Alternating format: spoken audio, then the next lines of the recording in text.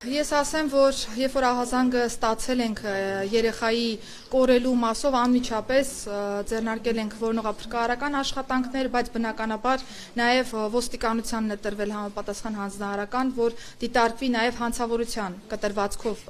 ցանկացած վարկած, բոլոր վարկածները վստահեցնում եմ, որ քննարկվել են։